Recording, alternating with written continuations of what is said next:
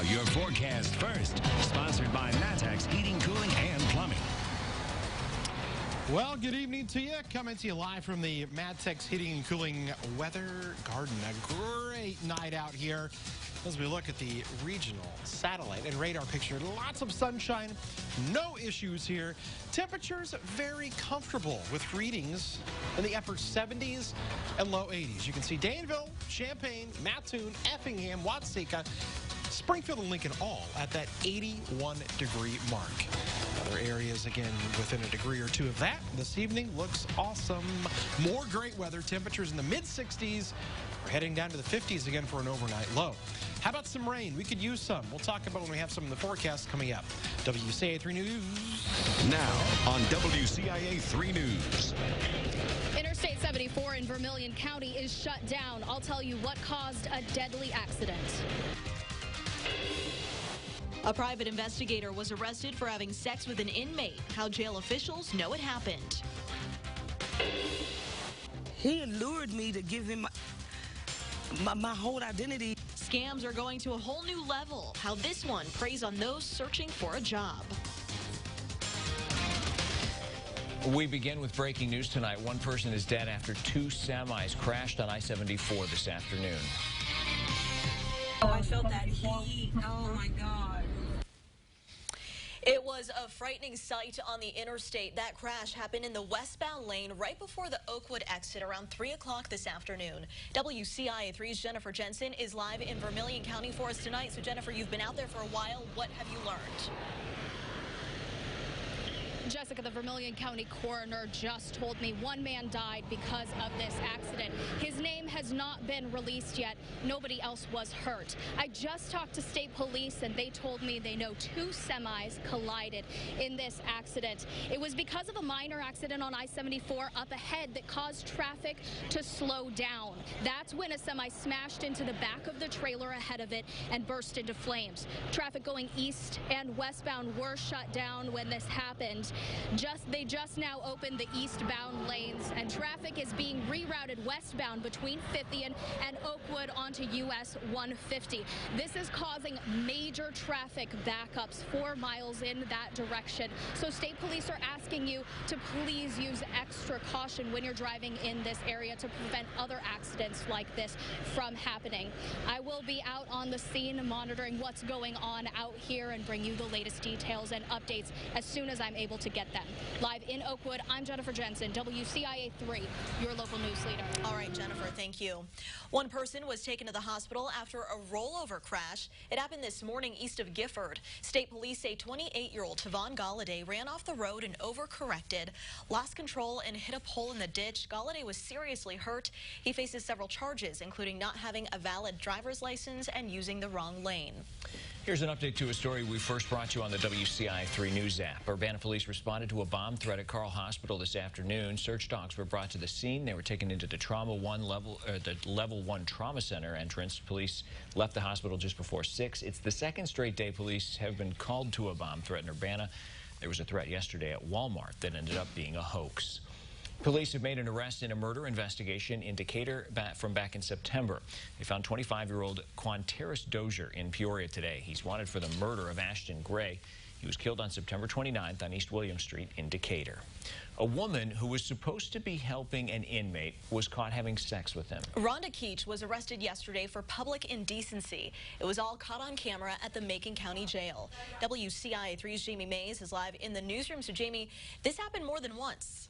That's right, Jessica. Surveillance video caught Keach giving oral sex to Jones 3 times on camera, and the last time she was caught by officers in the act. Sworn statements show Macon County inmates James Jones hired private investigator Rhonda Keach for help, but surveillance video shows she was up to much more. Officers thought something suspicious may have been going on between the two, so they started monitoring them more closely on camera. When they looked at the recording, they saw Keach giving oral sex. They then looked at old video and saw it happen 2 other times last month. During Keach's last visit with Jones, officers walked in on them during the sexual encounter. Officers say the camera is in full view and they would have known they were being recorded. The statement says at some points they tried to hide from the cameras. Keach was arrested and charged with public indecency. Jones was already being held for charges including drugs, parole violation, and civil contempt. He's now also facing a charge for public indecency. A statement from the Macon County Sheriff's Office says, "We continue to monitor those cameras that let us know what is going on at the jail. The best thing we can do is to continue to monitor the equipment that we have."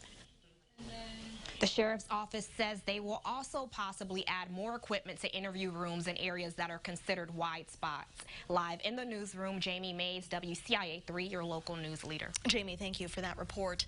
We have a follow-up from earlier this week. The Bement School Superintendent has released a statement on the investigation into the former superintendent of Meridian Schools. We previously reported about the resignation of Dan Brew in Meridian.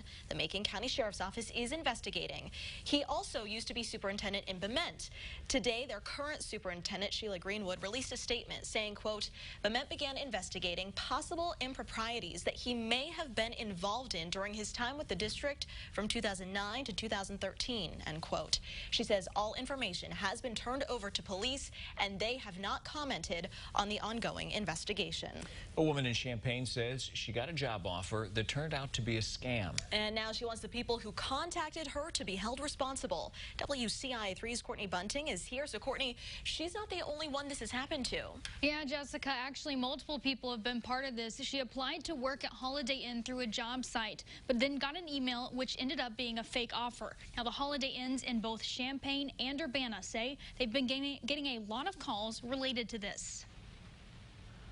Lizzie Carter is no stranger to the job market. She uses a job site called Indeed to help her connect to opportunities. I can go online and it's easy and not get an interview like that. That's why when she got an email from Holiday Inn, which she had applied to through Indeed, she thought nothing of it. The email read, quote, "I want to move forward and hire you as soon as possible after the quick interview." I was excited and I'm like, wow, I got the job. So, I was all happy. All they needed was her information, all of it. It asked her to take a picture of her license and herself and send the last 4 digits of her social security number. She sent it in, but didn't hear back. After I called Holiday Inn, I was like, I'm calling for the interview that I was promised. She was like, who promised your interview? And then I told her the man Mark. They told me to contact Mark. She was like, ma'am, I'm sorry to tell you this, but it's a scam. I said, what? You got to be kidding me. We're now in a day and age where you have to be really careful. Whitney Emmert works with companies to connect them with job candidates. She says it's important to know who you're sending your information to. There is no company in the world that is going to have you send your information, via your resume or an application and say you're hired on the spot. Whoever it was, Carter believes they should be held responsible. You need to go to jail because I'm not going to stop. Emmert says she's gotten legitimate job offers through Indeed applications in the past. I reached out to Indeed, but I didn't hear back. Jessica. All right, Courtney, thanks so much. Now, there are some things you can do to make sure a job offer is legitimate.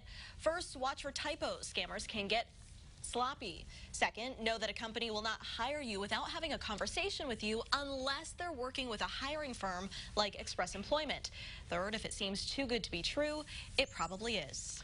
Funeral services for the 4-year-old son of Pana High School football coach Trevor Higgins have been set. The visitation for Evan Higgins is at 4 p.m. tomorrow at the Moweaqua First Christian Church. The funeral will be Saturday at 10 a.m. Higgins posted on Facebook his son's organs were donated. Evan died Sunday after drowning in a pool. It's an idea that's gotten a lot of you talking, how some feel about mental health days for students. Also tonight, go-karts are fun for kids, how one man's proving it's for the kid in all of us, regardless of age. Yeah, great night to maybe drive around some go-karts, just enjoy the outdoors after what was a very cool start to the morning at 55 degrees.